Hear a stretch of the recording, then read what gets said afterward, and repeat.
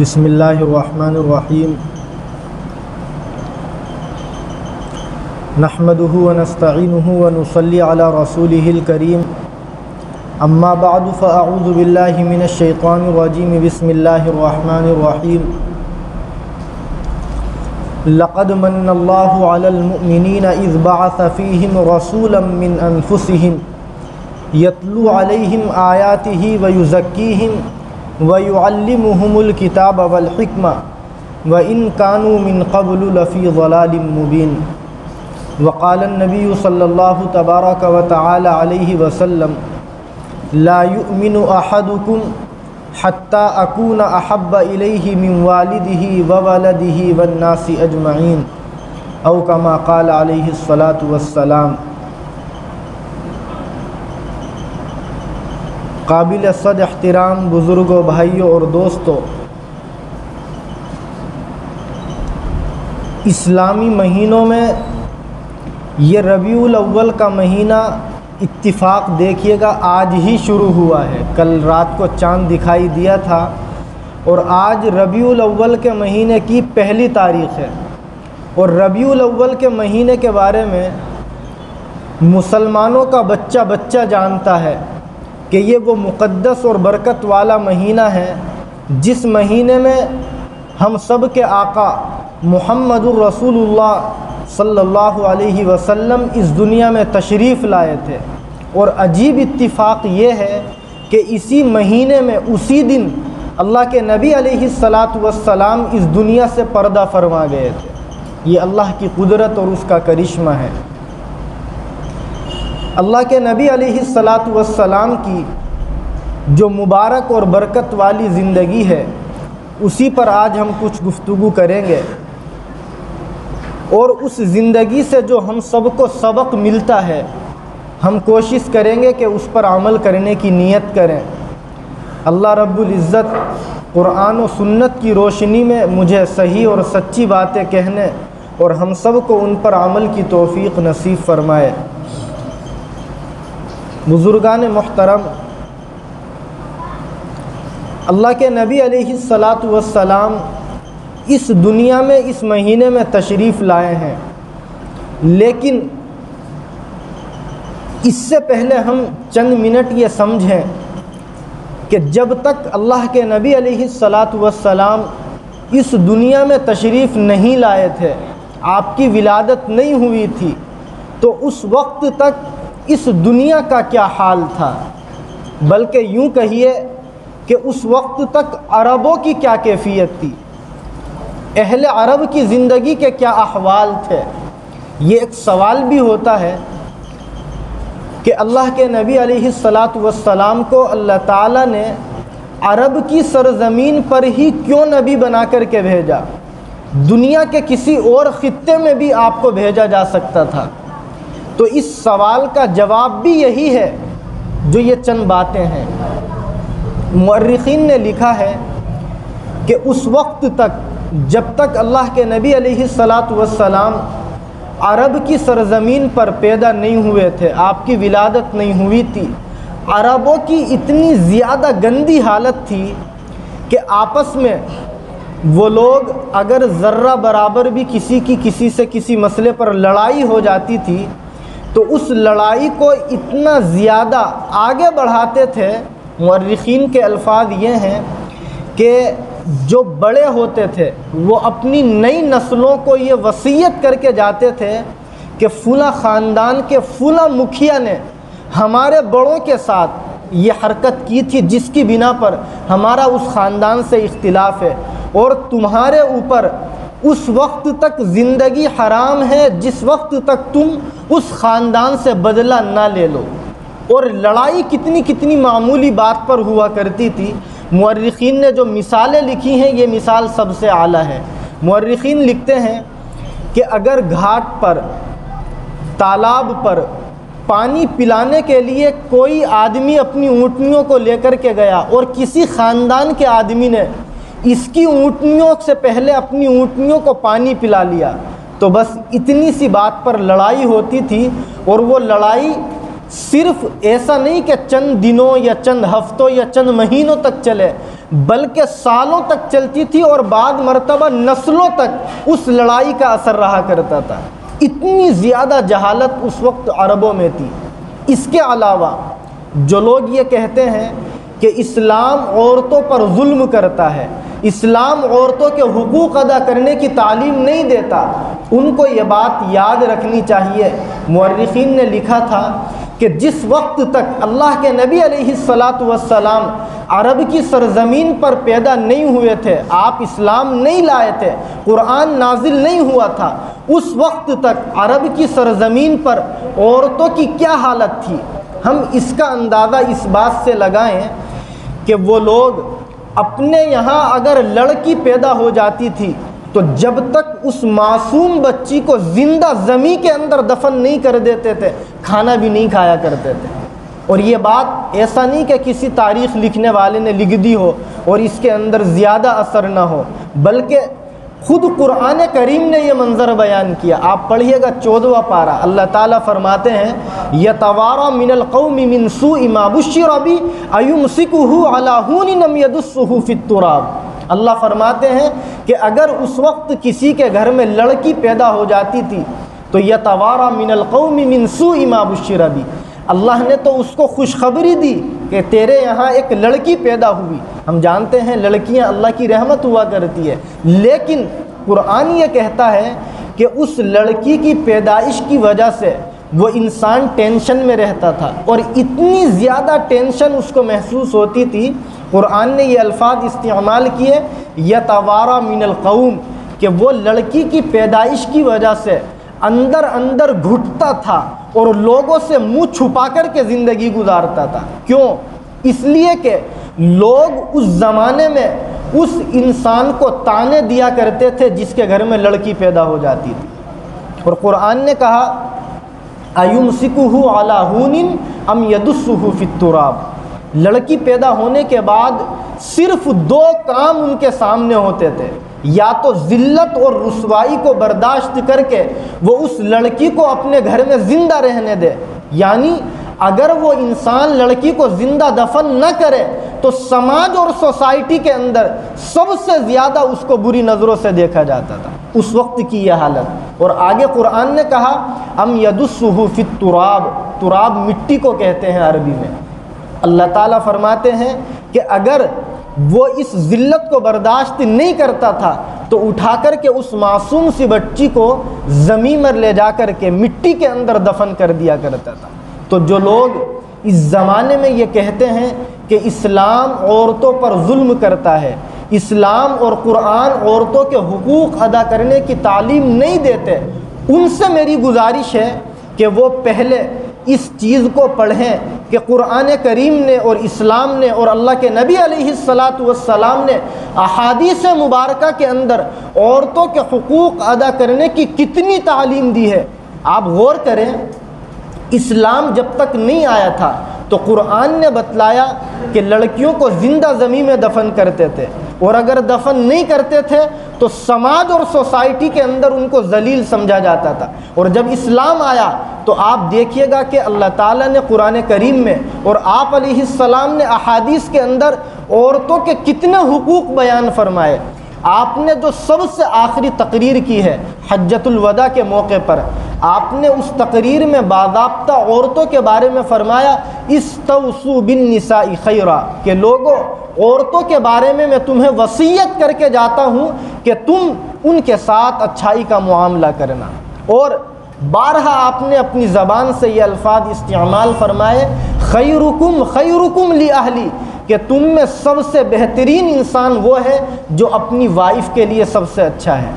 اللہ کے نبی علیہ السلام نے اچھا ہونے کا یہ معیار اور پیمانہ مقرر فرمایا۔ تو اس اتنی سی بات سے ہم اندازہ لگائیں کہ اسلام کے آنے سے پہلے زمین پر اس عورت کو زندہ رہنے کا بھی ادھیکار ان کے یہاں نہیں تھا، اور اسلام آنے کے بعد اللہ کے نبی نے بتلایا سب سے بہترین انسان تم میں وہ ہے جو ان عورتوں کے لیے اپنی بیویوں کے لیے بہتر ہو۔ تو یہ اسلام کی تعلیمات ہے۔ بہرحال مجھے ذکر یہ کرنا تھا کہ اس مہینے میں اللہ کے نبی علیہ الصلاۃ والسلام اس دنیا میں تشریف لائے، آپ کی ولادت ہوئی، لیکن آپ کی ولادت سے پہلے جب تک آپ اس دنیا میں تشریف نہیں لائے تھے اس وقت تک عرب کی سرزمین پر کتنا بگڑا ہوا سماج زندہ رہتا تھا، آپس میں سوسائٹی کے اندر کتنی گڑبڑیاں تھیں، ذرا ذرا سی بات پر لڑائیاں ہوتی تھی اور سالوں نہیں نسلوں تک وہ لڑائیاں چلتی تھی، اور زندہ زمین کے اندر لڑکیوں کو دفن کر دینا ان کا ایک شیوا بن چکا تھا۔ اس قسم کی خرافات اور تباہیاں اس عرب کی سرزمین پر بسنے والے لوگوں میں تھی، اس لیے اللہ تعالیٰ نے یہ انتخاب فرمایا کہ ہم اپنے آخری نبی محمد الرسول اللہ صلی اللہ علیہ وسلم کو عرب کے بگڑے ہوئے سماج اور معاشرے کے اندر پیدا فرمائیں گے۔ یہ اس سوال کا جواب بھی ہے کہ اللہ نے اپنے آخری نبی کو جو نبیوں کے سردار ہے عرب کی سرزمین پر ہی کیوں پیدا فرمایا، دنیا کے کسی دوسرے خطے میں کیوں نہیں پیدا فرمایا؟ اور یہی وجہ ہے کہ اللہ کے نبی علیہ الصلاۃ والسلام کے بارے میں قرآن نے کہا وَمَا أَرْسَلْنَاكَ إِلَّا رَحْمَةً لِّلْعَالَمِينَ، یعنی ہم نے آپ کو رسول بنا کر کے، رحمت بنا کر کے دنیا والوں کے لیے بھیجا۔ آپ اس سے یہ اندازہ لگائیں، مورخین نے لکھا ہے کہ آپ سے پہلے جو رسول دنیا میں آئے ہیں، آپ سے پہلے جو نبیوں دنیا کے اندر تشریف لائے ہیں، ان کی رسالت اور ان کی نبوت ایک خاص علاقے کے لیے ہوا کرتی تھی، یعنی کسی خاص علاقے میں اللہ تعالیٰ کسی نبی کو ہدایت کے لیے بھیجتے تھے، اپنے بندوں کو سیدھے راستے پر رہنمائی کرنے کے لیے، لیکن اللہ تعالیٰ نے ہمارے جو نبی ہے محمد الرسول اللہ، ان کو کسی خاص قوم کے لیے نہیں اور کسی خاص علاقے کے لیے نہیں بلکہ دنیا کے تمام علاقوں کے لیے اور پوری دنیا کے تمام انسانوں کے لیے ہدایت نامہ بنا کر کے بھیجا۔ یہ اللہ کے نبی علیہ السلام کے تمام نبیوں پر اعزاز کی بھی بات ہے، جس سے ہم اندازہ لگا سکتے ہیں کہ اللہ نے آپ علیہ السلام کو تمام رسولوں اور تمام نبیوں کا سردار بنا کر کے دنیا کے اندر بھیجا، اور یہ بات خود قرآن نے کہی کہ ہم نے آپ کو پوری دنیا کے تمام انسانوں کے لیے سراپا رحمت بنا کر کے، رسول بنا کر کے بھیجا ہے۔ بہرحال جب تک آپ علیہ السلام عرب کی سرزمین پر پیدا نہیں ہوئے تھے تو یہ خرافات وہاں پر جنم لیا کرتی تھی، لیکن جب اللہ کے نبی علیہ الصلاۃ والسلام اس دنیا میں تشریف لائے تو آپ کی ولادت کے بعد ہی سے ابھی نبوت نہیں ملی ہے آپ کو۔ آپ جانتے ہیں نبوت آپ کو ملی ہے 40 سال کی عمر میں، لیکن اس سے پہلے ہی اللہ کے نبی علیہ الصلاۃ والسلام نے لوگوں کو سیدھے راستے پر چلنے کی دعوتیں دینا شروع کی۔ یہی وجہ ہے، مورخین لکھتے ہیں، آپ سب نے سنا ہوگا کہ پورے عرب کے علاقے میں اللہ کے نبی علیہ السلام نبوت سے پہلے ابھی رسول اور نبی نہیں بنائے گئے تھے، لیکن پھر بھی آپ علیہ السلام کس نام سے پکارے جاتے تھے؟ آپ کا ایک نام تھا صادق، یعنی سچا انسان۔ تمام عرب والے جانتے تھے کہ محمد نام کا جو لڑکا ہے یہ سچا انسان ہے، کبھی جھوٹ نہیں بولتا۔ ایک دوسرا نام جو عرب والوں کے درمیان میں آپ کا مشہور تھا وہ ہے امین، یعنی امانت دار انسان جو امانت میں خیانت نہیں کرتا۔ نبی بنائے گئے ہیں 40 سال میں، لیکن اس سے پہلے عرب کے لوگ، آپ غور کیجئے آپ کی رسالت اور آپ کی نبوت سے پہلے آپ کی امانت داری کا، اپنی لڑکیوں کو، اپنے پیسوں کو، اپنی تمام ضرورت کی چیزوں کو اللہ کے نبی کے پاس بطور امانت رکھ کے جاتے تھے، کیونکہ پتہ تھا ان کو کہ اگر ہم نے محمد کے پاس یہ چیز بطور امانت کے رکھ دی تو یہ امانت میں خیانت نہیں کرے گا۔ تو یہ اللہ کے نبی علیہ الصلاۃ والسلام کا نبوت سے پہلے لوگوں کے درمیان بھلائی والا چرچا ہے، جس سے ہم نوجوانوں کو یہ سبق حاصل کر لینا چاہیے کہ اگر ہم امانت دار بن کر کے جوانی کی زندگی گزاریں گے لوگوں کے درمیان تو اس سے ہمارا بھی اور ہمارے خاندان والوں کا بھی لوگوں کے درمیان میں اچھا چرچا ہوگا۔ آپ دیکھیے گا، ایک واقعے سے اس کا اندازہ لگائیں۔ سیرت المصطفیٰ کے اندر یہ واقعہ لکھا ہے حضرت رحمۃ اللہ علیہ نے کہ جب خانہ کعبہ کی تعمیر ہوئی تو اس وقت میں حجر اسود، آپ سب جانتے ہیں حجر اسود اس کالے پتھر کو کہتے ہیں جو خانہ کعبہ میں نصب کیا گیا ہے، جو جنت سے لا کر کے وہاں رکھا گیا ہے، جس کے چومنے کی بڑی فضیلتیں وارد ہوئی ہیں۔ اللہ ہم سب کو اس کا بوسہ لینے کی توفیق نصیب فرمائے۔ اس حجر اسود کو خانہ کعبہ میں رکھنے کا جب نمبر آیا تو اس وقت میں جتنے بھی عرب کے قبیلے تھے، آپ جانتے ہیں قبیلہ قریش عرب ایک قبیلہ تھا، اور اس کے علاوہ اور بھی بہت سارے قبیلے تھے، سب لوگوں کی یہ تمنا تھی اور خواہش تھی کہ کاش ہمارے خاندان والوں میں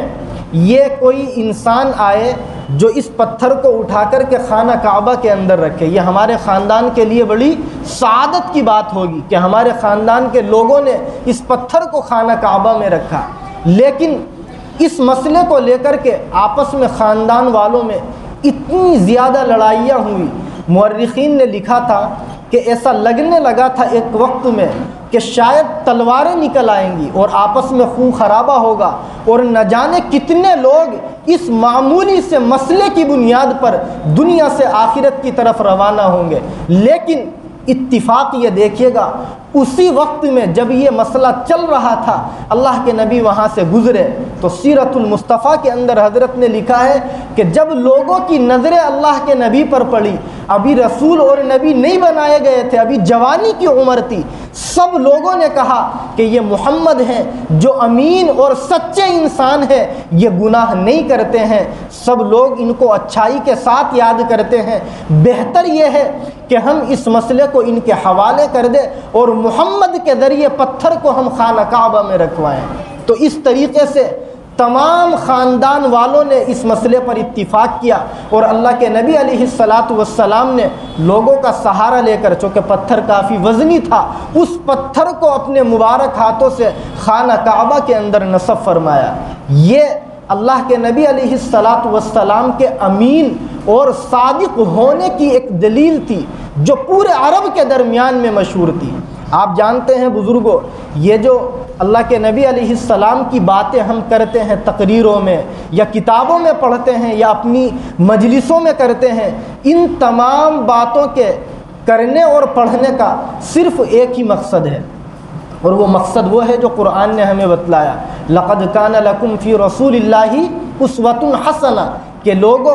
تم سب کے لیے اللہ کے نبی علیہ السلام کی زندگی میں ایک بہترین نمونہ ہے۔ اللہ کے نبی کی زندگی ہمارے لیے ایک آئیڈیل ہے۔ آج ہم نے یہ بات سن لی کہ اللہ کے نبی اپنی جوانی میں امانت میں خیانت نہیں کرتے تھے، اس لیے آپ پورے عرب والوں کے درمیان میں امین کے نام سے مشہور تھے۔ آج ہم جتنے لوگ یہاں بیٹھے ہیں ارادہ کر لیں کہ انشاءاللہ زندگی میں کبھی کسی کی امانت میں خیانت نہیں کریں گے۔ یہی پیغام ہے اللہ کے نبی کی باتوں کے کرنے کا۔ اللہ کے نبی کے بارے میں ہم نے سنا کہ آپ صادق تھے، کبھی زندگی میں آپ نے جھوٹ نہیں بولا، اور آپ جھوٹ کو ختم کرنے کے لیے دنیا میں آئے تھے۔ آج ہم ارادہ کریں کہ انشاءاللہ زندگی کے اندر کبھی جھوٹ نہیں بولیں گے، اس لیے کہ جھوٹ بولنے کی سخت وعیدیں، سزائیں اور اس کے جو گناہ ہیں وہ اللہ کے نبی نے احادیث کے اندر بیان فرمائے ہیں۔ اس پر بات نہیں کرنی، بات کرنی ہے اللہ کے نبی علیہ السلام اس دنیا میں تشریف لائے تھے اس سے متعلق، اور آپ علیہ السلام اس دنیا کے اندر اس مہینے میں جو تشریف لائے ہیں وہ کس دن اور کس تاریخ کو لائے ہیں، اس سلسلے میں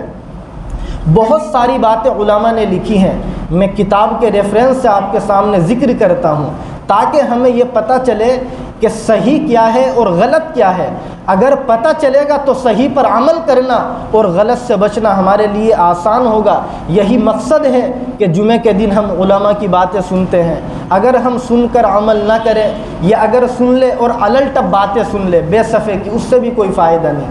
ابو الفدا رحمۃ اللہ علیہ بہت بڑے مورخ اور تاریخ نگار گزرے ہیں، انہوں نے لکھا ہے، ان چند باتوں کو ہم نوٹ کریں، ذہنوں میں رکھیں، دوسروں کو بتلائیں کہ اللہ کے نبی علیہ السلام ربیع الاول کے اسی مہینے میں، جس مہینے کی آج پہلی تاریخ ہے، 10 تاریخ کو اس دنیا میں تشریف لائے تھے۔ میرے ساتھ آپ ریپیٹ بھی کریں، میں چند باتیں ذکر کر کے کسی نتیجے تک لے جانے کی کوشش کروں گا۔ ابو الفدا رحمۃ اللہ علیہ بہت بڑے تاریخ نگار، بہت بڑے مورخ گزرے ہیں، دنیا میں ان کی کتابیں بہت فیمس ہیں۔ انہوں نے ریسرچ کرنے کے بعد لکھا کہ 10 تاریخ کو اللہ کے نبی اس دنیا میں تشریف لائے تھے۔ دوسری بات، امام طبرانی رحمۃ اللہ علیہ، اسی طرح امام طبری رحمۃ اللہ علیہ، ان دونوں نے، اور ایک مورخ گزرے ہیں ابن خلدون رحمۃ اللہ علیہ، ان تینوں نے لکھا ہے کہ 12 ربیع الاول کو اللہ کے نبی علیہ السلام اس دنیا میں تشریف لائے تھے، اور ہمارے درمیان میں 12 ربیع الاول والی ہی بات سب سے زیادہ فیمس ہے۔ اسی لیے آپ دیکھتے ہیں بڑی تعداد میں 12 ربیع الاول کو ہم لوگ کہیں کہیں فٹ زمین سے اوپر اچھل کود بھی کرتے ہیں۔ لیکن ایک چوتھی بات یہ بھی ذہنوں میں رکھیں، بعض مورخین نے 8 تاریخ تک لکھا ہے، ان میں سے کون سی صحیح ہے اس کا فیصلہ ہم ایک ضابطے اور اصول سے کریں۔ 2 باتوں میں دنیا کے تمام رائٹروں کا اتفاق ہے، ان میں ایسا نہیں ہے کسی نے کچھ لکھا ہو۔ پہلی بات یہ ہے کہ اللہ کے نبی علیہ السلام ربیع الاول کے مہینے میں ہی اس دنیا میں تشریف لائے ہیں۔ کسی مورخ نے یہ نہیں لکھا کہ اس مہینے کے علاوہ کسی اور مہینے میں آپ اس دنیا میں تشریف لائے، کسی نے یہ نہیں لکھا۔ 12 ربیع الاول، 10 ربیع الاول، 8 ربیع الاول، ان میں تو الگ الگ باتیں ہو سکتی ہیں، لیکن دوسری وہ بات جس میں کسی بھی مورخ کا اختلاف نہیں ہے وہ یہ ہے کہ آپ علیہ السلام پیر کے دن چاشت کے وقت میں اس دنیا میں تشریف لائے ہیں، یعنی ربیع الاول کا مہینہ تھا اور دن کون سا تھا؟ پیر کا مہینہ۔ رہی تاریخ، اس کے بارے میں بعضوں نے 8 لکھا، بعضوں نے 10 لکھا، بعضوں نے 12 لکھا، لیکن تاریخ کی جب بہت ساری کتابیں ہم نے اٹھا کر کے دیکھی تو اس نتیجے تک پہنچے کہ پیر کا دن ربیع الاول کے اس مہینے میں 9 تاریخ کا تھا۔ اسی لیے ہمارے ہندوستان میں ایک اردو کے مورخ گزرے ہیں جنہوں نے اللہ کے نبی علیہ السلام کی سیرت پر زبردست کتاب لکھی ہے، سیرت المصطفیٰ کے نام سے، قاضی سید سلیمان ندوی رحمۃ اللہ علیہ۔ انہوں نے لکھا ہے کہ میں نے اس مسئلے پر بہت زیادہ غور و فکر کیا، ہزاروں کتابیں پڑھیں اور ریسرچ کرنے کے بعد میں اس نتیجے تک پہنچا کہ چونکہ ربیع الاول کے مہینے میں پیر کے دن اللہ کے نبی دنیا میں تشریف لائے ہیں اور پیر کا دن ربیع الاول کے مہینے میں 9 تاریخ، 10 تاریخ، 8 تاریخ اور 12 تاریخوں میں جب ہم نے غور کیا تو پتہ چلا کہ 9 تاریخ کو تھا۔ یہ بات ہم اس لیے سمجھیں کہ جن لوگوں نے اس مسئلے پر ریسرچ کیا ہے تو انہوں نے لکھا ہے کہ اس تاریخ میں سال کون سا تھا، یعنی عیسوی سال کی اگر ہم بات کریں تو لکھا ہے کہ 570 عیسوی کو اللہ کے نبی اس دنیا میں تشریف لائے تھے۔ تو اس سال ربیع الاول کے مہینے میں پہلا جو عشرہ ہے یعنی شروع کے 10 دن، ان 10 دنوں میں جو سب سے اہم تاریخ ہے پیر کے دن کی وہ 9 تاریخ ہے۔ اس لیے راجح قول جو ہے وہ 9 تاریخ کا ہے جس میں اللہ کے نبی علیہ السلام اس دنیا میں تشریف لائے ہیں۔ لیکن حیرت ہوتی ہے کہ ہم لوگ 12 ربیع الاول کے دن اللہ کے نبی علیہ السلام کی ولادت کے طور پر اس دن کو مناتے ہیں۔ ایک تو اس مسئلے میں کوئی یقینی بات، بھائی قاضی سلیمان ندوی رحمۃ اللہ علیہ جو ہیں وہ بھی ایک رائٹر ہیں، انہوں نے ریسرچ کر کے 9 تاریخ کو لکھا، کچھ لوگوں نے 12 لکھا، کچھ نے 8، کچھ نے 10، کوئی بھی بات اس میں ایک صحیح ہو سکتی ہے، وہ تو اللہ جانے۔ لیکن جس بات پر ہمارے بڑوں کا اتفاق ہے، اور بڑوں میں کن بڑوں کا؟ صحابہ کا، تابعین کا، تبع تابعین کا اور ان کے بعد کا، ہم اس اتفاقی مسئلے کے اوپر عمل کریں، اور وہ اتفاقی مسئلہ یہ ہے کہ کسی بھی صحابی نے اور کسی بھی تابعی نے اور کسی بھی تابعی کے بعد کے زمانے کے انسان نے 12 ربیع الاول کو آپ علیہ السلام کی ولادت کے طور پر اس کو نہیں منایا۔ آپ کسی ایک کتاب کے حوالے سے بتلائیں جس میں یہ بات لکھی ہو کہ کسی صحابی نے، صحابہ میں آپ دیکھیے گا صدیق اکبر رضی اللہ تعالیٰ عنہ، صدیق اکبر رضی اللہ تعالی عنہ کا بہت مشہور مقولہ ہے، اور وہ یہ ہے کہ کیا میرے زندہ رہتے ہوئے میرے نبی کی سنت کو چھوڑ دیا جائے گا؟ ایسا نہیں ہو سکتا۔ جو اللہ کے نبی سے اپنے ماں باپ سے زیادہ محبت کرتے تھے، حضرت عمر رضی اللہ تعالی عنہ، بہت مشہور حدیث ہے، اللہ کے نبی کے پاس آ کر کے کہتے ہیں کہ اے اللہ کے نبی، میں قسم کھا کر کے کہتا ہوں آپ میری نظروں میں میری دنیا کی تمام چیزوں سے زیادہ عزیز ہے، الا من نفسی، لیکن میری جان سے زیادہ پیارے نہیں ہیں۔ اللہ کے نبی نے فرمایا اے عمر، ابھی ایمان مکمل نہیں ہے۔ آپ نے فرمایا جب تک میں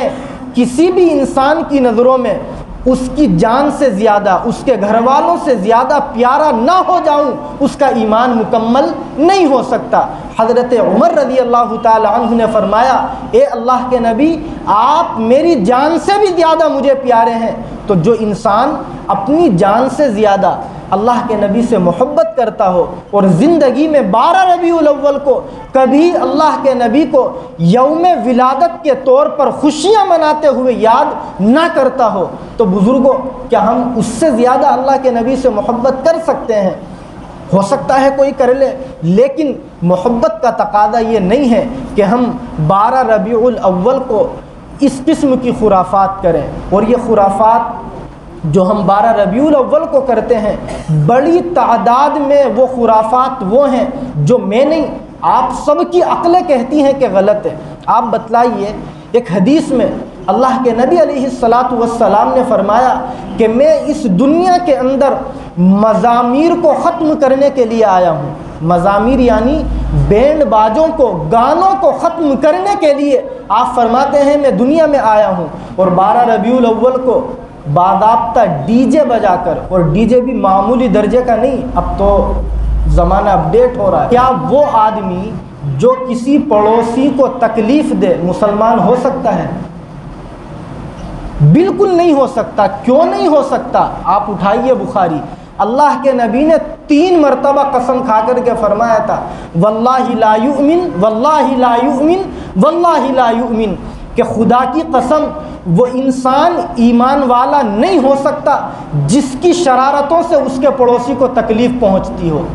آپ اپنے فلیٹ میں رہتے ہیں، اپنے پڑوسی کو پریشان کرتے ہیں، آپ کتنی ہی نمازیں پڑھ لے، کتنی ہی تہجد پڑھ لے، آپ کا ایمان مکمل نہیں ہو سکتا۔ تو اگر آپ ڈی جے بجا کر کے، چاہے وہ جلوس محمدی کے نام پر ہو، دوسروں کو تکلیف اگر دیں گے تو کیا اس پر ثواب مل سکتا ہے ہمیں؟ ہمیں تو یہ غور کرنا چاہیے کہ کیا ہمارا ایمان مکمل بھی ہوا ہے یا نہیں ہوا ہے، اور چہ جائے کہ ہم اللہ کے نبی علیہ السلام کی محبت میں آ کر اس طریقے کی خرافات کریں۔ آپ سب کی عقلیں اس کو کہیں گی کہ یہ غلط ہے، 2 وجہ سے۔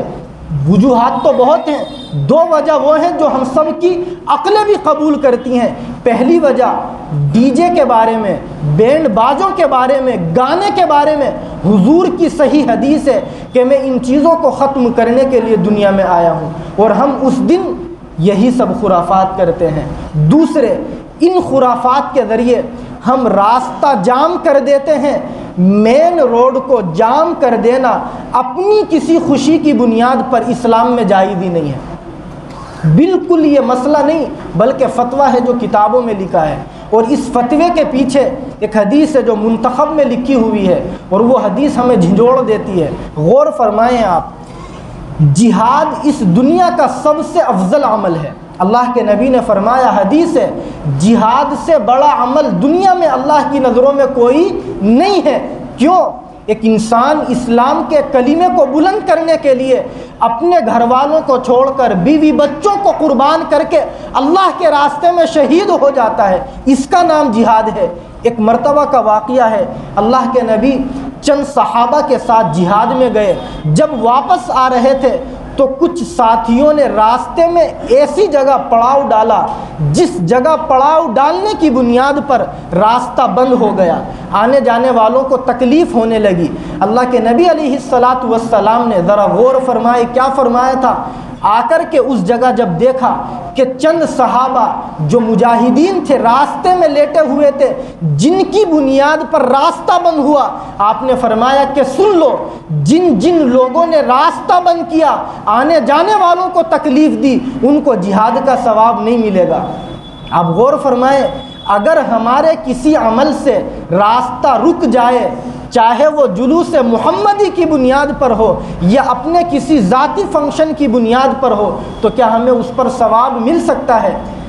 جلوس محمدی جہاد سے بڑا عمل نہیں ہو سکتا۔ جب جہاد کے بارے میں حضور نے یہ فرما دیا کہ تم لوگوں نے راستہ روک دیا اس لیے تمہیں جہاد کا ثواب نہیں ملے گا، تو جلوس محمدی میں ہم مین روڈ کو اگر جام کر دیں تو کیا ہمیں جلوس محمدی کا ثواب مل جائے گا؟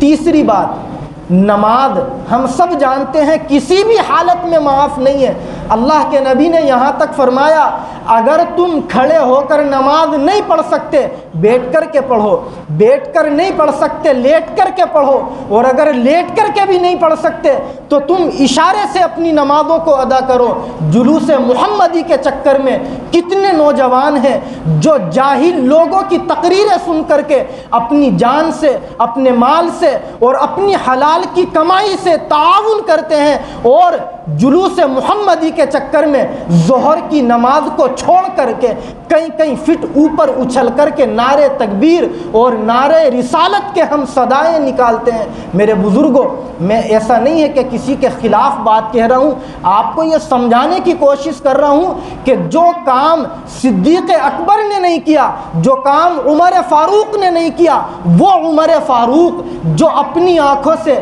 شریعت کے خلاف اتنا سا کام ہوتا ہوا برداشت نہیں کرتے تھے۔ آپ نے ایک نہیں سینکڑوں حدیثوں میں سنا ہوگا جب جب شریعت کے خلاف آوازیں اٹھی، حضرت عمر کی تلوار اور اللہ کے نبی کے دربار میں یہ جملہ، اے اللہ کے نبی آپ اجازت دیں میں ابھی اس کی گردن قلم کر کے آپ کے قدموں میں لا کر کے ڈال دوں۔ اللہ کے نبی سے اتنی زیادہ محبت کرنے والا انسان، لیکن کیا زندگی میں ایک مرتبہ اس انسان نے جلوس محمدی کے نام پر یہ سب ڈرامے کیے؟ نہیں بزرگوں، یہ سب ہمیں سوچنے کی ضرورت ہے، اور یہ بھی آپ ذہن میں رکھیں کہ یہ جلوس محمدی شروع کہاں سے ہوا، کب سے ہوا؟ عراق میں ایک جگہ ہے موصل، وہاں ایک بادشاہ تھا جس بادشاہ کے بارے میں آتا ہے ظفر الدین اس کا نام تھا۔ اس نے اپنے زمانے کے اندر سب سے پہلے عراق کے اندر 12 ربیع الاول کو جلوس محمدی نکالا، اور باضابطہ اس کا یہ ٹارگیٹ تھا، اس کا پلان تھا کہ پوری دنیا کے اندر یہ جلوس نکالے جائیں، جس کے لیے اس نے بڑی تعداد میں جعلی اور ڈپلیکیٹ علماء کو خریدا، اپنے ٹکڑوں کے اوپر اس نے پلوایا، اور باضابطہ اس نے یہ مشن چلا کر کے وہاں سے اس جلوس کو شروع کیا، جس کی بنیاد پر بڑی تعداد میں آج ہمارے معصوم اور بھولے بھالے نوجوان اس جلوس محمدی کے لیے نہ جانے کتنی قربانیاں دیتے ہیں۔ ہم کیا کریں؟ 12 ربیع الاول کو پیر کا دن اگر آپ مانتے بھی ہیں، میں نے بتلایا اولن تو تاریخ کی کتابوں کے حوالے سے کہ 9 تاریخ راجح قول ہے، لیکن تاریخ کچھ بھی ہو دن پیر کا تھا۔ اللہ کے نبی اسی مقدس مہینے میں اس دنیا میں تشریف لائے تھے، اور آپ نے یہ حدیث سنی ہوگی، ترمذی کی صحیح حدیث ہے، اللہ کے نبی پیر اور جمعرات کے دن روزہ رکھنا پسند کیا کرتے تھے۔ اللہ کے نبی علیہ السلام نے گویا اپنی پیدائش کے دن کو روزے کی حالت میں منانا پسند فرمایا۔ ہم سب بھی برتھ ڈے مناتے ہیں، اور حیرت یہ ہوتی ہے بزرگوں کہاں تک باتیں کرے، سب آپ ماشاءاللہ اب تو پڑھائی لکھائی کا زمانہ ہے، بڑا ترقی کا دور ہے، آپ اس موضوع پر پڑھیں، ہو سکتا آپ مجھ سے زیادہ اچھے طریقے سے اس مسئلے کو حل کر لیں۔ غور کریں، جیسے جیسے زمانہ آگے کو بڑھ رہا ہے 12 ربیع الاول کی خرافات اتنی اپڈیٹ ہوتی جا رہی ہیں۔ پچھلے 5 سالوں تک کہیں بھی ہم نے نہیں سنا تھا کہ اللہ کے نبی کی ولادت والے دن کیک کاٹا گیا ہو، لیکن پچھلے 2-3 سالوں سے آپ یوٹیوب پر دیکھیے گا، ایسی ویڈیوز مل جائیں گی جو لمبے لمبے بال، بہترین والا قبہ جبہ پگڑی یہ سب کر کے اور باضابطہ کیک بناتے ہیں، اور اب تو اتنا اپڈیٹ ہوا زمانہ کہ اس کیک کے لیے باضابطہ چندے ہوتے ہیں، اور چندے صرف ایسا نہیں کہ 10 20 50 ہزار کے ہوتے ہو، لاکھوں روپیوں کے چندے ہوتے ہیں اس کیک کو کاٹنے کے لیے جو اللہ کے نبی کی ولادت کے موقع پر کاٹا جاتا ہے، اور لاکھوں روپیوں کے لیے جو چندہ کیا جاتا ہے وہ آپ جیسے معصوم بھولے بھالے مسلمانوں سے کیا جاتا ہے۔ آپ اگر اس سلسلے میں فتویٰ منگائیں تو فتویٰ یہی آئے گا کہ اگر آپ نے اپنے پیسے اس کیک کو کاٹنے کے لیے دیے ہیں جو 12 ربیع الاول کی خرافات کے موقع پر کاٹا جاتا ہے، تو یہ پیسے آپ نے حرام کام میں دیے جس پر آپ کو کوئی ثواب نہیں مل سکتا۔ آپ مسجد میں تعمیر کے لیے پیسہ دیں، کسی غریب کی ضرورت میں کام آنے کے لیے پیسہ دیں، اس پر آپ کو ثواب ملے گا، اور باضابطہ لاکھوں روپیوں کا بہت بڑا کیک بنا کر اس پر لکھتے ہیں لبیک یا رسول اللہ، اور اس کو نعوذ باللہ کاٹتے ہیں۔ اور صرف اتنا نہیں، پچھلے سال ایک موقع پر 12 ربیع الاول کے دن جو خرافات ہوئی اس نے تو ہم جیسوں کو رلایا جھنجھوڑا۔ باضابطہ ایک جلسہ ہوا، سر حبیب صاحب آپ غور سے سنیں اس جملے کو، باضابطہ جلسہ ہوا، اس جلسے کے اندر بڑی تعداد میں مسلمانوں کو جمع کیا گیا۔ کیوں؟ آج ہم سیرت کا جلسہ کریں گے، جلوس محمدی کے نام پر ہم ثواب کمائیں گے، اور ایک کونے کے اندر لے جا کر کے کچھ خواتین کو، مسلمانوں کی عورتوں کو جمع کیا گیا، اور اس گویا شامیانہ ٹائپ کا ایک ایریے کو کورڈ کیا گیا۔ وہاں پر ایک عورت کو اس طریقے سے کچھ دیر کے لیے رلایا گیا جس طریقے سے ایک بچے کو پیدائش کے موقع پر رلایا جاتا ہے۔ ایک ماں کو رلایا گیا چونکہ اس کو درد ذہ ہوا، یعنی ڈیلیوری کے ٹائم پہ، اور وہاں سے ایک بچے کو لایا گیا، اور باضابطہ پھر کہا گیا کہ اللہ کے نبی علیہ السلام لبیک یا رسول اللہ، اور آپ تشریف لے آئیں۔ ایسا کرنے والوں کے بارے میں اگر آپ فتویٰ لیں، اور جنہوں نے مکمل یکسوئی سے، یقین سے، عقیدے سے یہ سب کیا، ان کو تو دوبارہ کلمہ بھی پڑھنا چاہیے، ان کا ایمان بھی ختم ہے۔ اللہ کے نبی علیہ السلام کی آپ غور کریں، ہم خود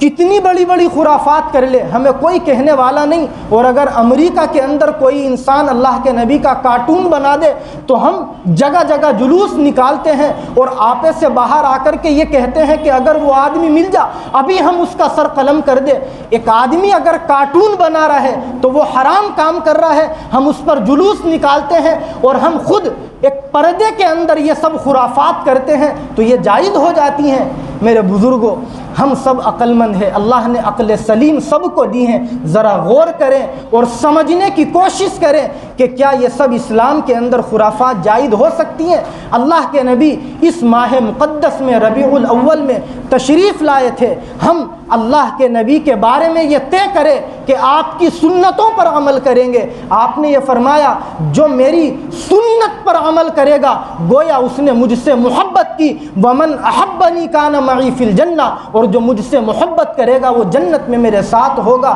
ایک آدمی یہ سب خرافات کرتا ہے اور ایک آدمی خرافات نہیں کرتا، اللہ کے نبی کی سنتوں پر عمل کرتا ہے۔ سنتوں پر عمل کرنے والا ان خرافات سے بچنے والا ہے، اس لیے اللہ کی نظروں میں یہی انسان زیادہ مقدس ہے اور بہتر ہے۔ اللہ ہم سب کی ان خرافات سے حفاظت فرمائے۔ وقت ہو گیا، باقی اگلے ہفتے انشاءاللہ اس ٹاپک پر بات کریں گے۔ اللہ ہم سب کو عمل کی توفیق نصیب فرمائے۔ وآخر دعوانا الحمدللہ رب العالمین۔